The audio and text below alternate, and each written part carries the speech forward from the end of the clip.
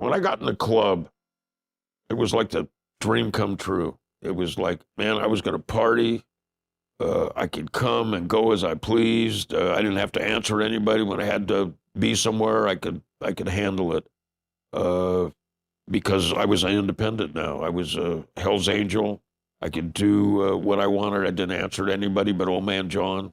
Old Man John and I were buds, you know. And then within probably 6 months, we got in the first confrontation with the Mongols at the Great Western. Now, there was a war going on back east with the Hells Angels and the Outlaws, but it was so remote, we really didn't get it.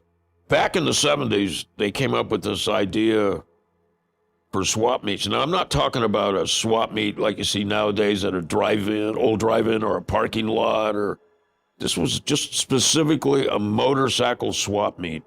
And people would come there, they'd bring parts, they'd sell them, they'd trade.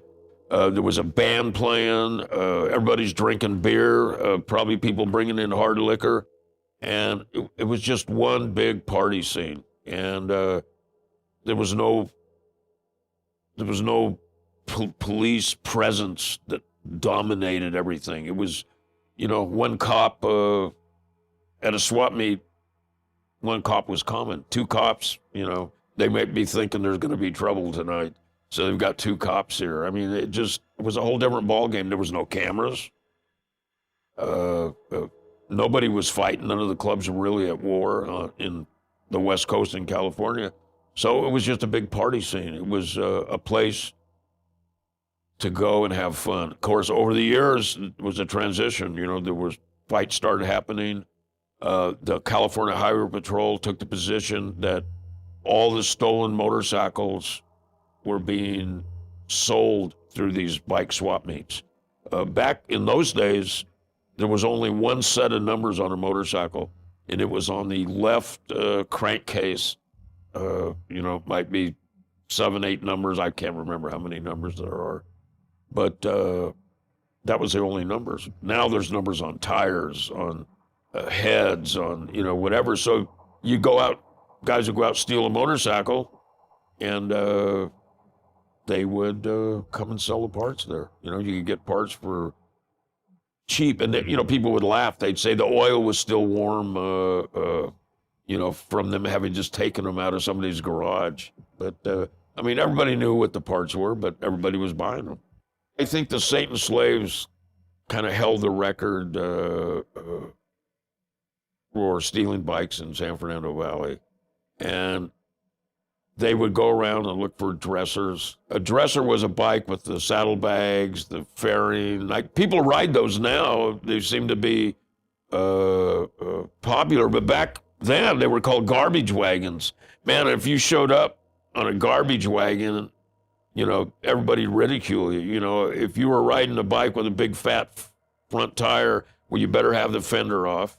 You better have the fairing off. There better be no saddlebags on it. I mean, there were specific standards. You don't show up here riding a bike like that. And, you know, I think it's funny now. You know, all the guys are riding they call them baggers now. You know, all the guys are riding baggers and whatnot. But in the old days, man, I mean, if you were on something like that, first of all, it was frowned upon. And if you did show up to a bagger with a bagger, it better be stripped down, and you better be at the back of the pack, not trying to make the pack look bad. So there, you know, there was all types of unwritten rules. You know, I think I mentioned that the first time I met John, when he opened up his jacket to reach in to get his, you know, courtesy card, I thought, is he pulling a knife on me? Is he pulling a gun? Because he was questioning me. And there were so many unwritten rules that if you broke them, you got jacked up on the spot. You know, it wasn't something that somebody harbored a grudge. You know, it was dealt with immediately at the campfire. 9 of us wound up showing up at the swap meet. It was myself, Jesse,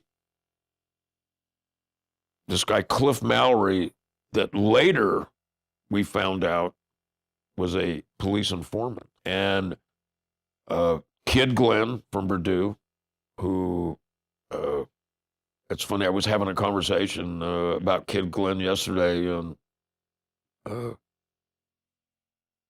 Kid Glenn asked somebody, "Is George mad at me?" And it's funny because for a bunch of hard ass, whatever you want to call us, Hell's Angels to me seem to be some of the most sensitive people that I've ever met. I'm talking about Hell's Angels, Satan's slaves.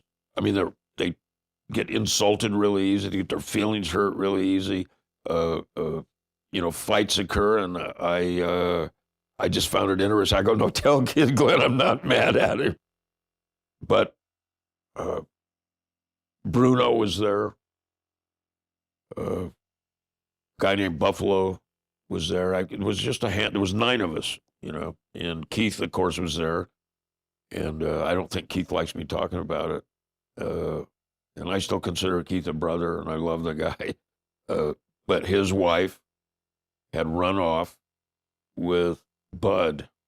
Bud Green was now sleeping with Keith Ball's wife. They were separated. I mean, it wasn't like some affair or something, but there was also a child involved, and Frank, and Keith was burned about it. And but we have to go back even further. Bud Green is the brother of Chester Green. Chester Green was involved in the murders in the early 70s of the 2 bikers that came out from Georgia or Texas. And you had Whispering Bill became an informant. Bud Chester Green became an informant. And they had killed these guys at a party. They had taken too much LSD. The one guy died, and I don't quite know the story. I don't remember. I'd have to look in my notes. But the other guy was alive, and his friend was now dead. So somebody made a decision. Well, we got to kill the other guy, and they killed the other guy, and then they buried him at George Weatherin's ranch. They took him up there and dropped him down the well. I don't know if you're familiar with who George Weatherin is. George Weatherin was the vice president of the Oakland Hells Angels at one time. And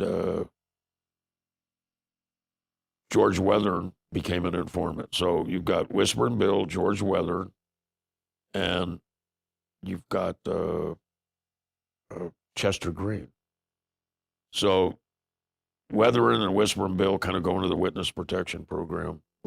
Several Hells Angels went to prison. People that I became good friends with over the years had gone to prison. And Chester Green says, fuck that, I'm not going in the witness protection program. So what does Chester Green decide to do? He decides to hide in plain sight and become a member of the Mongols Motorcycle Club in Long Beach, California. And he brings his brother into the Mongols. So, the police always said, well, it started over the California Rocker. The California Rocker was kind of the straw that broke the camel's back. But, you've got the dynamics with Bud now is with Keith's ex. You've got Chester Green hiding with and most of the Hells Angels, they're not familiar with what's going on here. And, I could take this story to Taco and I reading the paperwork on Chester Green and me telling Taco with the Richmond Hells Angels standing next to me, this guy ratted on me, because Taco said Chester Green's not a rat. We said, yes, he is a rat. I think that the Mongols were a loosely knit club. They were a new club. I think, hey, ex-Hells Angel, there's no problem here. And they didn't know protocol. They should have got a hold of us and said, who is this guy? What's the story on him? But to them, he was an ex-Hells Angel from Northern California. I mean, that had some, cachet that came with it. And so now I remember Kid Glenn. I remember this plain as day. Kid Glenn comes up to me and goes, "What the fuck's up with the Mongols?" And I go, "I don't know, man." He goes, "Well, there's 40 or 50 of them here." So we said, "Well, let's stick together." So we start going down the aisles, and they're coming up the aisle. It's just coincidence. It's not planned. Bud and Keith meet,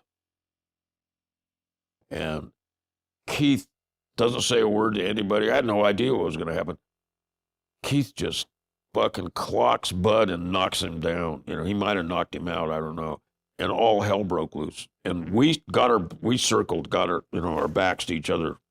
And we just started fighting these guys. And I'll tell you that one of the interesting things was, you're looking out of the corner of your eye. And on John's show, I talked about Jesse falling into the parts, coming up with a motor sprocket and just like mangling people. But Cliff Mallory, I look out of the corner of my eye, Cliff Mallory's got an extended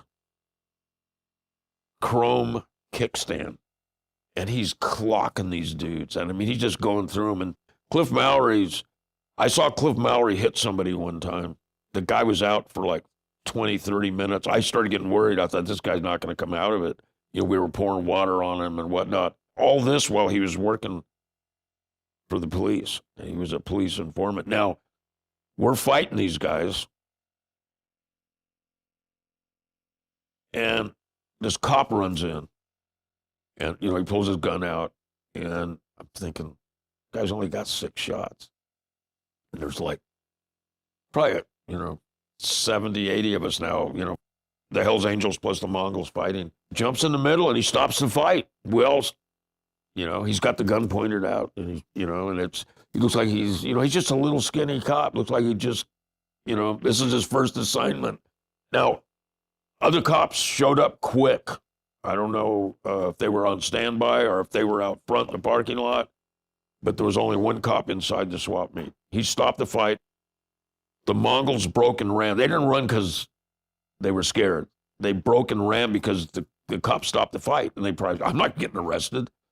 So they broke and ran. We broke and ran. And as I'm leaving there, I get in another fight with a lone Mongol. I'm by myself. This Mongol's by himself.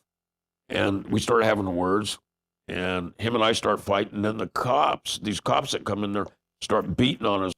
And the Satan slaves saved me. The Satan slaves tell the cops, don't beat on the Hells Angel, beat on the Mongol. And they all turn their attention and start. I mean, it was crazy. So the Satan slaves are yanking me out of there because I'm going to stay and fight. I'm all wound up. And I remember looking back over my shoulder I know Nathan, Satan slave Nathan, and Dana were 2 of the guys. These guys are all over 6 foot big. They're dragging me, and I'm looking over my shoulder, and they're just creaming this Mongol with this nightsticks. But the Satan slaves, if the Satan slaves would have been there, they would have fought with us. Yeah, they would have fought with us. There's no doubt in my mind. Because later, as the thing escalated, the Mongols, look, the Mongols went up against the Hells Angels. Nobody had ever done that publicly. And that's why I told John, let them brew on this thing. He wanted to go and get an immediate sit down with him. I said, no, let them brew on it, man. I go, it's not okay to put your hands on the Hells Angels. Hey, yeah, that's how I saw it, We were the elite of the elite. We were the Hells Angels, and you don't put your fucking hands on us. And if you do, there's consequences. And certainly my philosophy over the years, my temperament became calmer, but my philosophy was still the same. We're the Hells Angels. You don't fuck with us. But I'm willing to give you that same respect back. But I told John, I go, let everybody brew on it, man. That the world's talking right now. The outlaw cultures, man, they're all, what are we going to do? And, I think it was a tactical error. John made peace with them that night. So to me, the message was, you can engage the Hells Angels and then settle it later. So we jump on our bikes, and like, now the fight's over. Jesse and I and Keith, and we're all laughing, and we're kicking our bikes over. And I feel like I'm like the James gang, man. I just robbed a bank. I'm getting away. We're going back to the hideout, man. And then we're yelling, meet you at the clubhouse. And we all jump on our bikes and we take off. We get to the clubhouse and John's smoking, man. He's pacing around in front of the clubhouse. He's got cigars bouncing around his mouth. I was going to say, there's no phones. I don't know, but he knew. We got back there and he knew. And I'm thinking, man, he's gonna be mad at us because we started the fight. The Mongols did. And, you know, he just goes, what the fuck happened? And, you know, we said, well, John, you know, and John didn't give a shit that we started it. All John cared was that they put their hands on us. And he had already been on the phone with the Mongols. And because when we got there, he didn't go set up a meeting, a sit down. He already had a sit down set up. Told, I think it was either Bruno or Ray Glore. I can't remember. I think it was Ray, actually. Told him to go in there and arm himself. They threw a couple of shotguns in the back of his old Mustang. And they took out. I think he thought, how dare these guys touch my children? I think he saw us as his kids, man. You know, he was old, you know. John was for smoothing it over. And I thought we should have smoothed it over, but I felt we should have let him brew on it for a few days. And, you know, like play hard to get, if you will. And so he came back in the morning, you know, with a piece. And I think that the Mongols thought, hey, you know what? We fought these guys. We're still a club. We can do what we want. Next thing you know, the Mongols are going to the Saint and Slaves bar in San Fernando Valley. So the Laco, Los Angeles Hells Angels, we call them Laco sometimes, the Laco Hells Angels, along with the Saint and Slaves, go to one of the slave bars, and I don't remember the name of it, in San Fernando Valley, and we wait. And I'll be goddamned if 3 or 4 Mongols didn't show up. And they came in there. The slaves locked the door. And, I mean, they just got their asses beat. I got beat by the slaves by accident because I ran to the door to block the Mongols from leaving. The slaves had already locked the door. The Mongols pushed me up against the door, and the slaves were kicking and hitting the Mongols, and I was dodging, you know, and then finally I go, you motherfuckers are hitting me, you know, and they backed off. Now, the Mongols are in a rubble on the floor of this bar at the entrance. We go outside, and then they start in on the bikes, and they just beat the bikes up, you know. It was just, the slaves, I've been in, you know, fights like with the Hells Angels, but the slaves they took it just a level higher. They not only beat up the Mongols for being in their bar. It wasn't a Hells Angel bar, it was a Mongol bar. We went there with the slaves, you know, to kind of hold court because the Mongols were getting real pushy now that the swap meet, they'd survived the swap meet issue. And I think later, you know, I don't think John ever told me I was right, but, you know, as the war progressed, something nobody ever knew, but Oakland held John responsible for Sonny's parole getting held up because of the war. And they pulled John over, and they told John, we're holding you guys responsible for the explosions, the machine gunnings, the murders, the fights. And one of the cops said something to this effect. It'd be a shame to have a stop go bad and one of your guys gets shot by accident. And John, and he said, well, you know what, motherfucker? It's a fucking two-way street. He goes, it'd be a shame to have one of your police units go over an overpass where there's no off-ramp and somebody riddle the car, out of the car with a machine gun. And that was old man John's style. And somehow the word got back to Oakland, and they were saying it was affecting Sonny's parole. Never said that publicly before at all. But I know that happened. The fight happened. The Mongols seemed to be thriving all of a sudden, and John resigned.